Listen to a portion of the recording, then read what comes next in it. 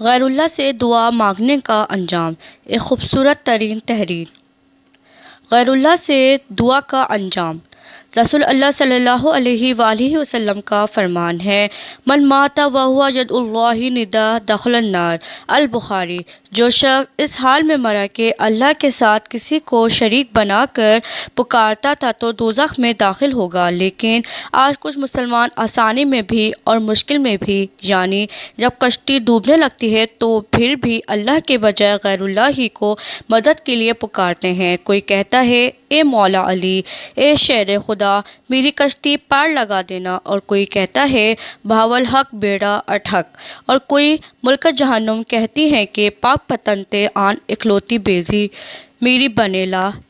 حیرت ہے جو آسانی میں اللہ کے ساتھ غیر اللہ کو پکاریں اور مشکل میں صرف اللہ کو پکاریں، وہ سکہ بند مشرک ہیں، اور جو ہر حال میں صرف غیر اللہ کو ہی پکاریں وہ سکہ بند مسلمان اور مومن ہیں۔ اگر یہ حق ہے تو پھر باطل کا دنیا میں کہیں وجود نہیں۔ آپ کے زمانے میں لوگ بت کو پوجتے تھے، موجودہ زمانے میں بہت سے لوگ قبروں کو پوجتے ہیں، یا پھر چوٹ لگنے پر المدد یا غوث پاک کا نعرہ لگاتے ہیں۔ یاد رکھیں، مصیبت کے وقت اللہ کے علاوہ کسی اور سے مدد مانگنا یہ زنا کرنے اور شراب پینے سے بھی زیادہ بڑا گناہ ہے، کیونکہ صاف قرآن میں ہے، اللہ صرف شرک ہی کو معاف نہیں کرتا، اس سے چھوٹے دوسرے جس قدر گناہ ہیں وہ جس کے لیے چاہتا ہے معاف کر دیتا ہے۔ سورہ نساء 148۔ مزید یہ کہ آپ صلی اللہ علیہ وآلہ وسلم کا فرمان ہے، سب سے بڑا گناہ شرک ہے۔ آپ حضرات ٹھنڈے دل سے غور سے سوچیں کہ مسلمان کا شرک کیا ہوا۔ یقیناً مسلمان بت کو نہیں پوج سکتا، پھر مسلمان کو شرک سے روکنے کا کیا مطلب ہے؟ تو معلوم ہوا کہ مسلمان کا شرک اللہ کے غیر کو مدد کے لیے پکارنا ہے۔ ہم خود نماز میں کہتے ہیں ایاک نعبد و ایاک نستعین، اے اللہ ہم آپ ہی کی عبادت کرتے ہیں اور تجھ سے مدد مانگتے ہیں۔ یہ میں آپ سے فرقہ پرستی کی بات نہیں کر رہی، یہ وہ حقیقت ہے جو ہمیں اللہ تعالیٰ نے قرآن میں بتلائی ہے۔ یہاں دو باتیں اور سمجھ لیں۔ پہلی بات تو یہ ہے کہ شرک کی حقیقت جسے سمجھ میں آ جائے، میں سمجھتا ہوں یہ اللہ کا بڑا انعام ہے۔ انڈیا کے سائنسدان نے ایٹمی ٹیکنالوجی بنا لی، مگر وہ بیچارے معبود بنانے پر آئے تو انہوں نے سانپ اور چوہے کو اپنا خدا بنا لیا۔ اتنے بڑے دماغ کے باوجود انہیں اتنی معمولی سی بات سمجھ میں نہ آئی کہ جو بت مکھی نہیں اڑا سکتا، جو چوہا بلی سے اپنے آپ کو نہیں بچا سکتا، وہ میرا خدا آخر کیسے ہو سکتا ہے؟ اسی طرح کچھ لوگ جو ماشاءاللہ ہر اعتبار سے کامل ہیں، ان میں خلوص بھی ہے اور تقویٰ بھی ہے، مگر شیطان نے انہیں شرک کے جال میں پھنسا لیا ہے۔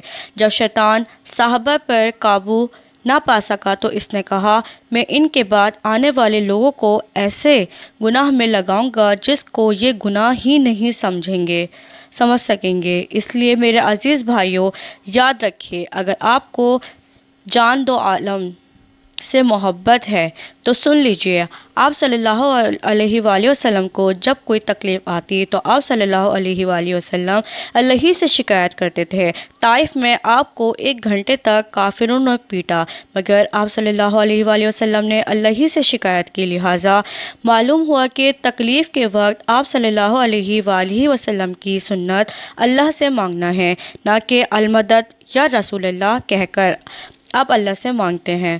دوستو، آپ ذرا غور کرو، اس واقعے میں کس چیز کی تعلیم دی جا رہی ہے کہ جب تکلیف پہنچے تو اللہ کے غیر سے مدد مانگو۔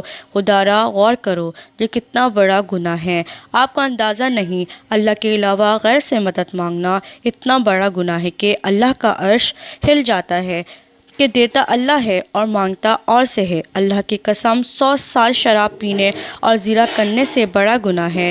دوسری بات یہ ہے کہ الحمدللہ میرا یہ عقیدہ ہے کہ آپ صلی اللہ علیہ وآلہ وسلم اور حضرت جیلانی اور دوسرے اولیاء اپنی قبر میں زندہ ہیں۔ الحمدللہ خود میرے بڑے بھائی حافظ محمد اکبر کو کسی وجہ سے 3 سال کے بعد قبر سے نکالا تو اسی حالت میں اس کا کفن اور جسم تھا، بلکہ کفن تک میلا نہیں ہوا تھا، جیسا کہ دوسری قبر میں جب اس کو رکھا تو بھی اس کا جسم گوشت سے پر جسم تھا۔ اور الحمدللہ ہمارا عقیدہ ہے کہ اللہ والے قبر میں زندہ ہوتے ہیں۔